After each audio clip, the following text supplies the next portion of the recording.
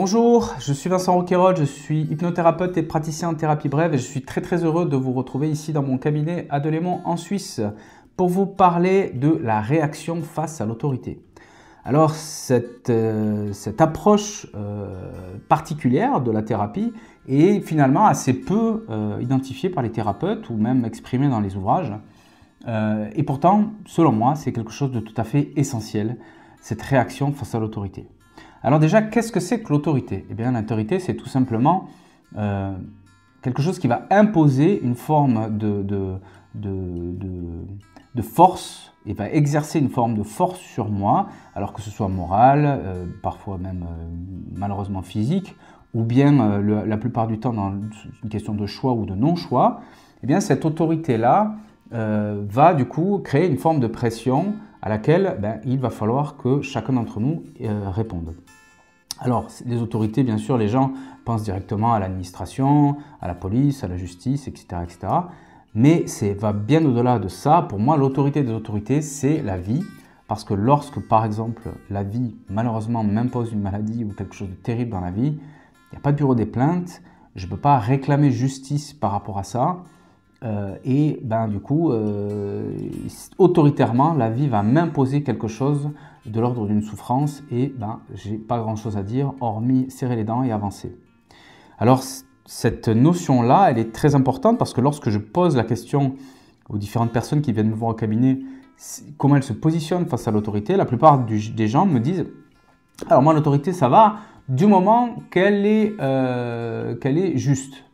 Mais la réponse immédiate à cela, c'est qu'est-ce qui est juste au final? Chaque personne voit la justice à ses pieds. Chaque personne voit ce qui est juste ou non sous son propre toit. Prenez quelque chose qui est juste ici en Europe, ça n'est pas du tout juste en Arabie Saoudite. Et inversement, c'est tout à fait vrai. Pourquoi? Parce que l'approche de la vie, l'approche de ce qui est moral ou non, l'approche de ce qui est juste ou non, dépend de chaque individu, dépend de chaque société et dépend bien sûr de sa vision du monde. Donc, ce n'est pas la réponse, pour moi, à la question de l'autorité. La vraie question concernant l'autorité, c'est comment est-ce que je me positionne face à ça.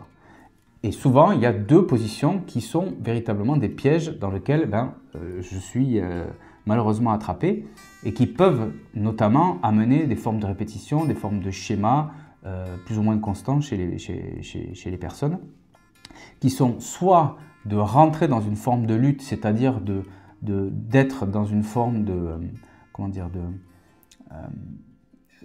rentrer dans une forme rebelle, c'est-à-dire de contester l'autorité, je dirais de manière systématique, ou bien rentrer dans une forme de fuite, c'est-à-dire d'éviter toute forme d'autorité qui du coup me crée une crispation, me crée du stress, me crée des angoisses parfois, et donc éviter l'autorité.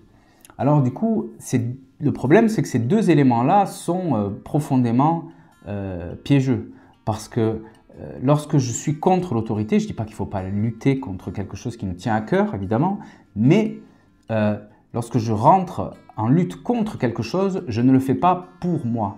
C'est-à-dire, si je m'exclus de la société en disant, par exemple, je me retire de cette société parce que cette société ne me convient pas, est-ce que c'est finalement quelque chose que je veux ou est-ce que c'est quelque chose que je fais en fonction de l'autorité? C'est-à-dire que ce n'est pas moi qui le décide pour moi, j'ai l'impression de le décider pour moi, mais finalement, ça n'est qu'une réaction face à quelque chose qui est donc de l'ordre de l'autorité. Alors du coup, ce piège-là se retrouve de l'autre côté, c'est-à-dire lorsque la personne fuit et lorsque je me retrouve donc à faire des fuites permanentes face à une autorité qui deviendrait de plus en plus difficile, tôt ou tard, l'autorité finira toujours par me rattraper, comme je l'ai dit, l'autorité des autorités étant la vie, et bien tout simplement la vie va finir par me reprendre et donc va me donner finalement de nouveau quelque chose que je ne veux pas, c'est-à-dire une forme d'autorité. Donc que ce soit au travers de la fuite ou que ce soit au travers d'une lutte, je dirais, de colère ou de révolution, dans ces deux cas-là, je ne suis pas finalement pour moi, c'est-à-dire être véritablement connecté à ma propre autorité. Et ça, c'est le plus important, c'est-à-dire être connecté à sa propre autorité intérieure, c'est-à-dire sa voix intérieure. Qu'est-ce que ma voix intérieure décide pour moi? C'est-à-dire, Est-ce que mon intuition me dit que c'est juste? Est-ce que mon intuition me dit que ça l'est pas pour moi? Est-ce que du coup je sens que c'est OK ou est-ce que je sens que c'est pas OK? Ces éléments-là sont quelque chose de très très important qui du coup font que beaucoup de personnes finalement réagissent en fonction de l'environnement extérieur mais ne s'écoutent que très peu et écoutent que finalement très peu leur ressenti. Et finalement, la véritable autorité, c'est bien celle-ci. Et lorsque d'ailleurs on prend la racine, c'est-à-dire qu'on va à la construction du mot autorité, c'est quelque chose qui est de l'ordre de auto-soi, rité écrivain, c'est-à-dire être écrivain de sa propre vie. Et lorsque je suis dicté par des réactions contre, donc que ce soit la fuite ou la lutte, contre quelque chose d'extérieur, eh bien finalement je ne suis pas pour moi et donc je suis en réaction face à ma propre autorité intérieure qui, elle, sait, mon intuition sait vers où je dois aller, qu'est-ce qui est bon pour moi et qu'est-ce qui ne l'est pas. Et ces éléments-là m'amènent justement à vivre peut-être plus de souffrance parce qu'il y a quelque chose qui n'est pas fluide, je dirais, ou pas quelque chose qui n'est pas de soi, je dirais, naturel dans les choix qu'on fait. C'est comme forcé ou appelé par la peur ou appelé par la réaction justement face à l'autorité. Et tous ces éléments-là, à force, vont jouer contre soi. Alors souvent aussi, cette réaction face à l'autorité, d'ailleurs je suis victime moi-même de ça pendant des années et encore quelques restes j'imagine, parce que se libérer profondément de ça, c'est quelque chose de difficile. Mais le travail que j'ai fait sur moi et que je propose du coup aux personnes, c'est de se questionner pourquoi est-ce que cette autorité-là, cette réaction face à l'autorité est si présente parfois.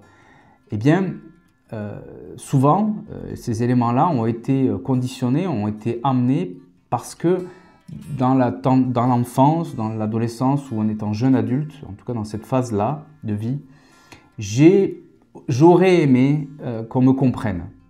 J'aurais aimé qu'on vienne quelque part me rejoindre à l'intérieur de mon monde ou dans mon monde par mes pairs, P-A-I-R-S, ça peut être bien sûr les parents, mais ça peut être aussi frères et sœurs, ça peut être aussi l'environnement familial au sens large ou amical. Et quelque part, je n'ai pas ressenti cette sensation d'aide ou de compréhension en même temps que je ne l'ai pas exprimée. Donc, des fois, on aimerait, mais le simple fait qu'on ne l'exprime pas fait qu'on pense que les autres vont deviner et venir vers nous. Et finalement, si on ne l'exprime pas, ça ne peut pas arriver. Mais toujours est-il qu'il y a ce manque, ou il y a cette non-compréhension, ou il y a cette non-accueil qui peut avoir lieu et qui, plus tard, fait que je me suis débrouillé par moi-même, personne n'est venu m'aider. Et donc, des années plus tard, lorsque l'on va me critiquer ou lorsqu'on va me juger, en tout cas quand j'aurai cette sensation-là, qu'on va dire non, c'est pas comme ça qu'il faut faire, souvent les gens qui sont très fortement en réaction face à l'autorité vont rentrer directement dans une forme de blocage, de fermeture, voire même de colère, en disant j'ai pas besoin d'entendre ça ou j'ai pas envie d'entendre ça. Et les autres vont trouver ça peut-être arrogant, en disant il y a une forme d'arrogance chez eux, alors que pas du tout. Ce sont des gens qui intérieurement vivent ce schéma-là, c'est-à-dire on m'a tellement, j'ai tellement attendu que quelqu'un vienne me rejoindre dans mon monde qu'il n'est pas venu, que je me suis débrouillé par moi-même. Donc maintenant, c'est pas la peine de me dire ce qu'il faut ou pas que je fasse. Je vais me débrouiller tout seul. Je me suis débrouillé tout seul à l'époque, je continue à me débrouiller tout seul aujourd'hui. Alors, les gens qui parlent à ces personnes-là sont parfois déboussolés parce que tout simplement, ils ne comprennent pas ce qui se passe derrière chez ces personnes-là. Et pour autant, il y a parfois, même très souvent, ce mécanisme de souffrance passée qui ressurgit aujourd'hui et qui font entrer les gens dans ce mécanisme perpétuel, dans ces schémas perpétuels de réaction face à l'autorité. Donc ça pénalise soi, ça pénalise peut-être le groupe, ça pénalise peut-être aussi ma carrière au sein d'une entreprise ou au sein de mon activité. Et tous ces éléments-là jouent contre moi à l'arrivée, alors que tout ce que je veux, c'est finalement être heureux. Donc je vous invite peut-être à regarder les choses sous cet angle-là. Si vous souhaitez en savoir davantage, je vous invite à cliquer sur le lien dans la description où vous pourrez donc commander mon livre « La vie est un jeu, le drainage émotionnel ». Donc c'est une méthode thérapeutique que vous pourrez réaliser chez vous et qui donc prend cet élément-là et bien d'autres beaucoup plus en profondeur et vous amènera du coup, j'espère, à une guérison, en tous les cas à une prise de conscience sur peut-être les mécanismes qui vous gouvernent de manière inconsciente. Voilà, je vous souhaite une excellente journée, je vous dis à très bientôt et prenez soin de vous.